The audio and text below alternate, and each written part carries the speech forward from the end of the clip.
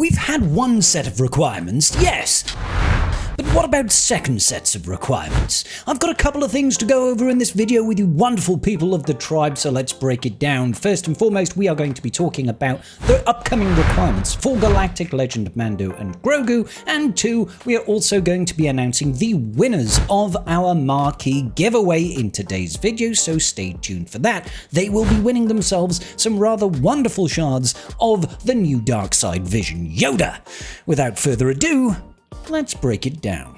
Welcome back, ladies and gentlemen of the tribe, to another Galaxy of Heroes video with me, your bold boy Scribe. How the devil are we all doing today? We are talking all things Galactic Legend Mando and Grogu. I mean, we don't know for sure if it's Mando and Grogu. As we keep saying, this is clearly Jango Fett and Yaddle that we are actually farming, not GL Mando, because it is coming soon. Needless to say that on my main account, I did finish the first set of requirements, and it does quite literally say Galactic Legend, the Mandalorian, and Grogu. But who's counting, right? It's definitely Jango Fett. It's definitely right.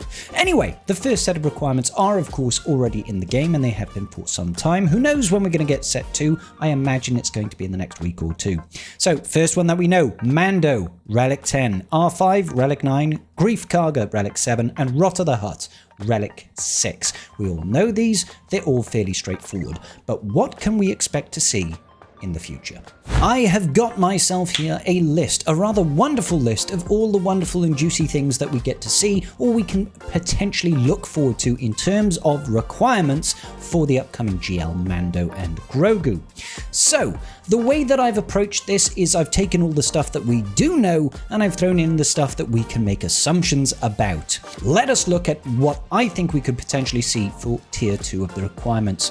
So I've started off with Beskar Armor Mando. This is almost a certainty, ladies and gentlemen. When we look at old Galactic Legends and we see the requirements for them, when there happens to be prior versions of that particular unit existing in the game, they are almost always required at a high level of relic requirements. If you look at Pirate King Hondo, OG Hondo is a requirement. If you look at GL Ahsoka Tano, Snips is a requirement, Fulcrum is a requirement, Cat is a requirement. Now this isn't true uniformly across the board in every single instance, but it is a general rule of thumb, and I feel like if they are going to do a GL Mando, then Beskar Armor Mando is going to be a requirement. If I was to hazard a guess at what relic level he will be required, I am going to say plan for the worst, hope for the best. Worst case scenario, this guy is a Relic 10 requirement because they tend to be high levels of requirement. We saw that in the first set of requirements using OG Mando. Relic 10, boys, fully expect it. What I will say, if it's not Relic 10, it's almost certainly going to be Relic 9.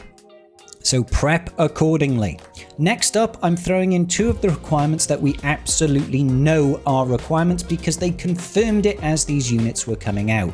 Both Zeb, New Republic Pilot, and Colonial Ward over here, Sigourney Weaver, looking just generally disappointed in me.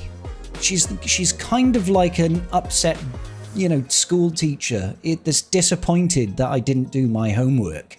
That's the look that I'm getting from Colonel Ward at the moment. Both of these are already confirmed as requirements. They don't show up in the actual journey guide right now, so we don't know what relic level.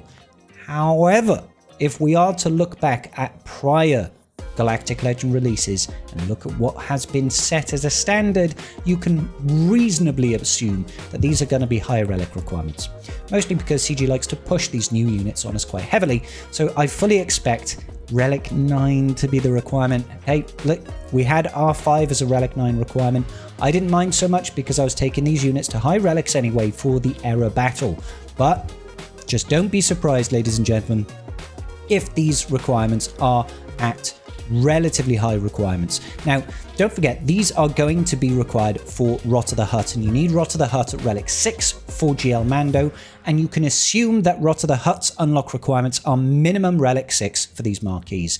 So I'm going to say these are probably going to be Relic 8 or Relic 9 requirements. Definitely do not see them being anything below Relic 7. Because CG knows they want to try and get us to push further. Now, when we look at what else we've got, My biggest suggestion is going to be Boba Fett, Scion of Django. I'm throwing in him here for a couple of reasons. One, he played quite an important role in Season 2 of The Mandalorian, and The Mandalorian did jump in and join Boba Fett on Tatooine in Book of Boba Fett for like 2 or 3 episodes, I want to say. Stole the show, more or less. Let's be honest, poor Temuera Morrison. He's also a conquest unit and not a requirement, I believe, for anything in the game at the moment. So it feels like it makes sense for me for CG to be pushing these guys a little bit harder. Boba Fett's team has had a little bit of an uplift recently with the likes of Asajj Ventress coming into the game, the Dark Disciple variant, of course, so he's not as terrible as he used to be. I fully expect them to throw a curveball conquest unit at us, and no, I do not think that the current conquest unit of Jedi Training Leia is a requirement, and I don't think that we're going to get one in the next conquest. It just, the timings don't work. So I'm feeling Boba Fett, Scion of Django has played enough of a pivotal role in Mando's path, Mando's journey, that he's most likely going to be featuring here. Let's think about tier 3 then. Oh, when it comes to relic requirements, I would imagine R7 or R8 would be not too unsurprising. Breaking it down into tier 3, we are going to follow some similar tried and tested concepts, ladies and gentlemen. IG-11 is not necessarily a Grogu unit, however, Season 1 of The Mandalorian and the pivotal sort of journey arc of Grogu, you can even see him just chilling inside of that, care handbag over there. IG-11 is a vitally important part of Grogu's story and consequently the Mandalorian story. Having him as a requirement is almost a certainty in my opinion. Now you do want to have IG-11 over here at a decent clip anyway, just to get things like Beskar Armor Mando unlocked. So the fact that that requirement is so much lower than what we expect for current releases, I fully expect IG-11 and Grogu to potentially, it's not IG-11 and Grogu, it's just IG-11, to potentially be as high as Relic 10. Again, yes, I'm saying Relic 10 again. Now, if it's not Relic 10, it's almost certainly going to be Relic 9, in my opinion. They want to push these requirements further and further. This will be the most expensive GL in terms of Relic cost that we've ever seen. I am 100% certain on that, and I definitely feel like those costs are just going to go up and up with future Galactic Legends. Reason I'm saying this is we've never had so much access to relic materials and signal data ever in the game. They keep on adding new ways and more ways to access signal data and relic materials. Just go take a look at the error store and stuff like that. We're getting access to loads of lightspeed tokens at the moment. They're so cheap and easy to get. That gets you to Relic 5 straight away. Then they throw in all the extra stuff like the impulse detectors, the girder keypads, the aeromags, the droid brains, the extra signal data. It's coming at us more and more, so these requirements are going to go higher and higher. IG-11, I'm putting it in Relic 10. If not, probably Relic 9. Next up, we've got both Carson Teva and Grogu in the Anzellans. These, once again, are 2 more of the marquees that are already confirmed as requirements. Fully expect them to be anywhere between Relic 7 and Relic 9. Really high requirements, yes, but we know that they are going to at least be required for Rot of the Hutt Relic 6, so you're probably going to have CG breathing down your necks, asking for further investment. And more importantly, they're probably going to be used on GL Mando's team anyway, so you'll probably want a decent amount of relic levels invested. Not terrible. Next up, I'm going for a legendary character over here, Bo-Katan Mandalore. She is a great unit still to this day, and obviously she is the leader of the Mandalorian sect at the moment. She's kind of joining the disparate clans of Mandalore in the current timeline of things. She is a vitally important character in Mandalorian's role, and therefore Grogu's as well. She sort of operates almost as a spiritual leader. I don't think she's also at this time a requirement for anything outside of, Mandalore's unlock and the mission, the combat mission on Mandalore in Rise of the Empire TV. Still a really, really good unit to have, and yes, it makes it difficult again to get GL Mando, okay? But she has got so much of an influence on the Mando plotline that I feel like she almost has to be a requirement in this. If not, it'll be OG Bo-Katan. But I feel like Bo-Katan Mandalore is the one that has more of an influence and an impact on both Din Grogu and on Din Djarin. So, let's look at the last set. Tier 4, we are continuing on that train, ladies and gentlemen. First up, IG-12 and Grogu. This one requires no explanation. It is a Grogu variant that exists within the game. Any prior versions of both Mandalorian or Grogu, I'm going to say is almost a certainty for a requirement, and I fully expect this to be the last Relic 10. If it's not a Relic 10, it's probably a Relic 9. Yes, I'm thinking it's going to be high levels of Relic requirements across the board. I don't necessarily think it's absolutely certain, but as I said at the start of this video, plan for the worst, hope for the best. In your mind, until we get that announcement, just think, IG-12 and Grogu, it's a Relic 10 requirement. Just think that way and try to hold accordingly if you are trying to push for a GL Mando and Grogu unlock on day 1. Next up, the last of our marquees in the last set, Snowtrooper Commander, already confirmed as a requirement over here. We know he is a requirement, assuming he's going to be a Relic 9 requirement, okay? Next up, this one over here I think is an important one, the Armorer. I'm choosing the Armorer for a couple of reasons here, ladies and gentlemen. First, she plays definitely a mentor role to the Mandalorian. She was a linchpin in the early seasons, and she still is a consistent character throughout all 3 seasons of The Mandalorian. I definitely feel like she's had enough of an influence. She made his armor. She is the Armorer. She established Din's own clan. You know, so it's like, it feels like she has had so much influence that she has to be a requirement. Now, not only that, if we check out this one little tidbit of information, which is go over to swugger.gg and look at the player base information on the Armorer, right? We've got about 350,000 people that have unlocked the Armorer. She is an older unit. You know, these days, not everybody is going to get every unit. So, you know, most people have her. However, when we look at people that have got her, only about 54% have even 7-starred her. And more importantly, out of all of that, the people that have got her to Relic levels is only 37%, and out of all of the Relic levels that we've got, less than 1%. We've only got 12 Relic 10s. I don't think she'll be Relic 10. I think it'll likely be something like an R8, R7, R9 requirement. There's less than 1% of the player base that has her at R9, less than 1% of the player base has her at R8, and less than 7% of the player base has them at R7. And because we have this low adoption rate of high relics, and she's not really used anywhere in the meta, is why I think she's very, very likely to be a requirement. CG likes to throw these curveballs in and forces us to try and increase the relic levels on characters that are not widely adopted, even if we do not use them in the team, because they like to get us to use our resources on these characters. There's evidence of this throughout every single Galactic Legend.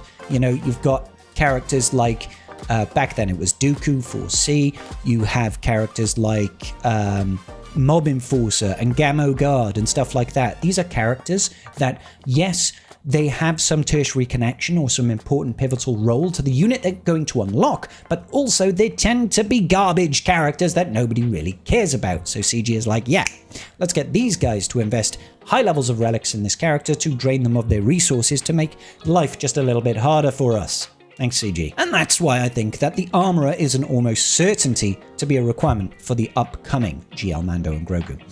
Finally, my last pick for this, and yes, it is maybe a bit controversial to have 2 different Conquest units as requirements. Got Boba Fett, Signer Django, also got DTMG.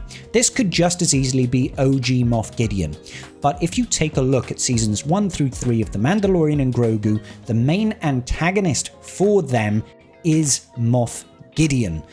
It makes total sense to me for them to look at this and think, you know what? We should probably have the character's main antagonist be a requirement for them. You see this quite often in many other Galactic Legends and Journey Guide unlocks. Not only is it those characters that supported the legendary unlock, it is also the characters that were antagonizing those people, or the villain, right? DTMG is kind of the end game, the final end of season 3 scenario in which we get them. If it's not him, I do feel like it's at least going to be OG Moff Gideon, who is obviously the pivotal role in the very first season of The Mandalorian and even featured in season 2 of The Mandalorian. You know, He's the villain of the show. It makes sense to me. Sure, he wasn't in the film, and it looks like his role may or may not be done. If you die off screen, in my opinion, you're never truly gone in Star Wars, right? If it's not him, honestly, the one thing that I could say as a caveat, and there are many caveats that we can put to this, there's loads of viable characters that we could actually have for Mando and Grogu. You know, you could have any number of Jawas that you wanted. You could even have some flipping... my mind's gone blank right now. Pirates, even, right? He faced off against Vane. Why not have Vane as a requirement? These are obviously just characters to me that make sense. But not only that, usually, but not always, Galactic Legend requirements often have a ship. And the one ship that really makes sense for Mando and Grogu is, of course, going to be the Razor Crest. The only reason I'm not suggesting the Razor Crest right now is that the Razor Crest is already a requirement for the Executor. But that doesn't mean it can't be a requirement for something else.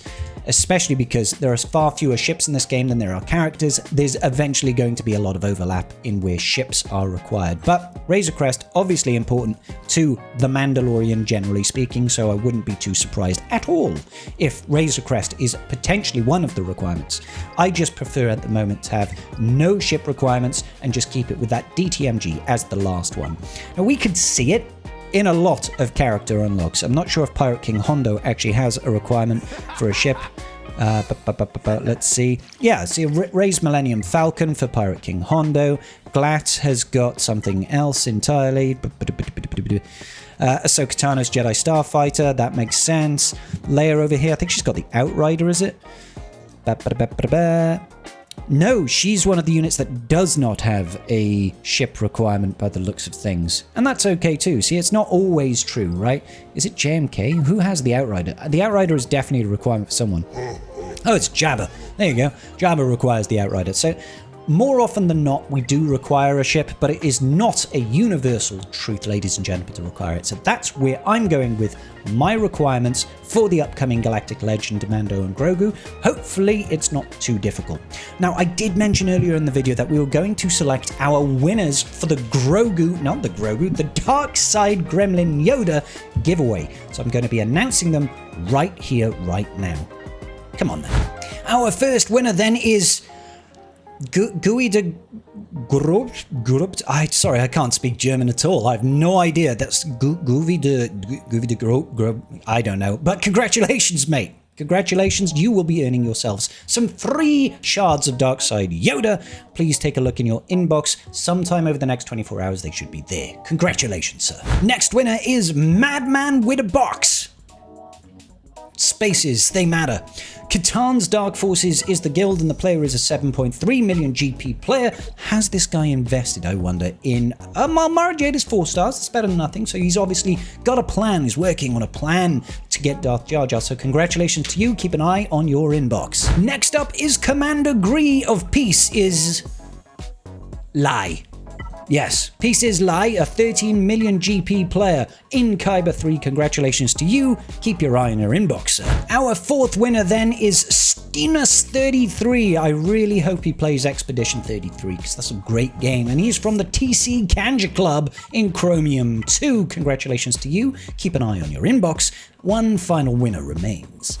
And that final winner is Dragon Star, the goodest girls from Dogs with Lightsabers. How do they hold the lightsabers? Nobody knows. They don't have opposable thumbs. Maybe it's in their mouths, I'm not sure. 11.8 million GP on this individual. Congratulations to you. Your rewards should be with you shortly. And that is going to wrap it up, ladies and gentlemen of the tribe. Thank you for joining me here today in this video. Make sure you give your comments down below. Let me know what you think are going to be requirements for GL Mando. I do think it's going to be the most expensive.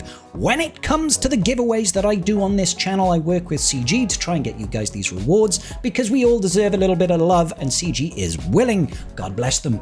If you want to get involved in these, please do join my Discord. I notify everybody of the upcoming giveaways in my Discord channel. Keep an eye on my channel on YouTube. Obviously, every time I can do these giveaways, I will obviously be posting a video that has the giveaways in them. So make sure that you're subscribed, make sure you're following, make sure you've got those notification bells on. But Discord is the best place.